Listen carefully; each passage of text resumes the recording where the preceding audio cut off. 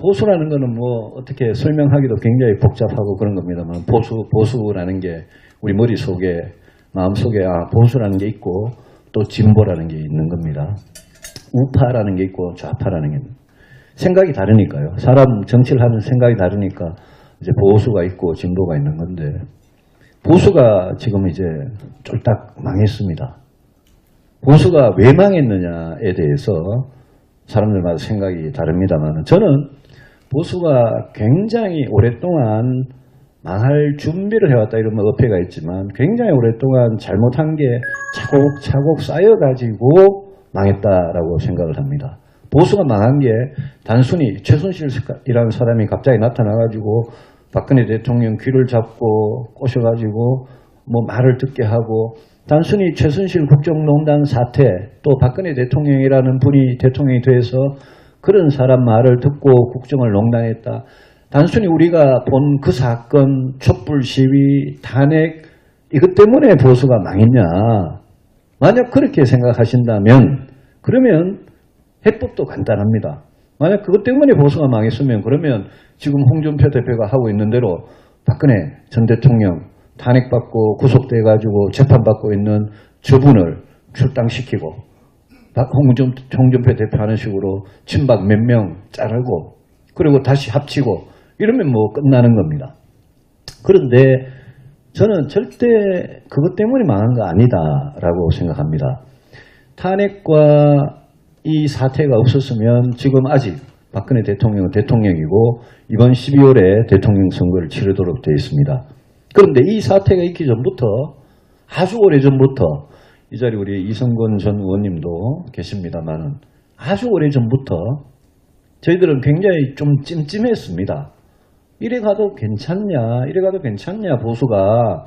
한국의 보수가 이명박 5년, 박근혜 4년 했듯이 그렇게 가도 괜찮으냐에 대해서 저희들 스스로 굉장히 좀 찜찜했습니다. 그래서 대통령 탄핵 사태가 없었더라도 2017년 올해 12월에 선거를 치렀을 때 우리가 과연 보수가 다시 집권을 할 수 있었겠느냐?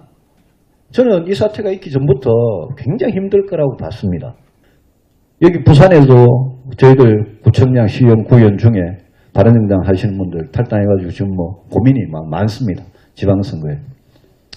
저희들 이분들의 선거만 생각하면 그냥 돌아가고 그냥 흡수당하고 이런 게 맞는지 몰라도, 저희들이 지금 만약 자유한국당이 돌아가가지고 흡수당해버리면요.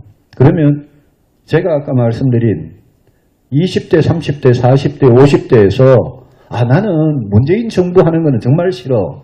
나는 절대 진보는 아니야. 그런데 보수가 좀 깨끗하게 우리들을 위해서 좀 잘해줬으면 좋겠다라고 생각하면서 기대를 갖고 있었던 그분들 표는 그냥 다 날아가고, 저희들은 자유한국당이 갖고 있는 15%가 될지 몇 프로가 될지 그 안에서 그냥 박혀서 살게 되는 겁니다. 그렇게 되면 보수 전체에서 변화는 전혀 없습니다. 우리 길게 봐서 한국 보수 정치에 저희들이 지금 하고 있는 이 무모해 보이지만 아주 외롭고 힘든 이 실험이 만약 성공을 못하고 그냥 다시 자유한국당식의 보수로 보수 전체가 돌아가 버리면, 저는 제가 장담을 하건대 앞으로 당분간 보수 정치는 상당 기간 동안 희망이 안 보일 거다라고 생각을 합니다. 그래서 저는 시간이 걸리겠지만 문재인 정부, 진보 정권이 하는 저 위험한 안보, 저 위험한 복지, 저 위험한 경제정책, 교육, 노동, 저기에 대해서 제대로 책임감 있게 대항하면서 대안을 제시할 수 있는 그런 새로운 보수 세력으로서 저희들 꼭 성공을 하고 싶다는 말씀을 드리고, 그 길로 아직까지는 이제 많이 이래 알려져 있지 않습니다만은, 제가 이렇게 저도 열심히 다니면서 이렇게 저렇게 알리고 있습니다. 그 길로 저희들이 계속 좀 갈 수 있도록 도와주시고 좀 이해해 주시고요. 저희들이 오히려 나중에 잘 돼서 큰 보수, 정말 제대로 된 통합을 할 수 있도록 한번 지켜봐 주시기를 부탁 말씀드립니다. 네, 1위 거쳐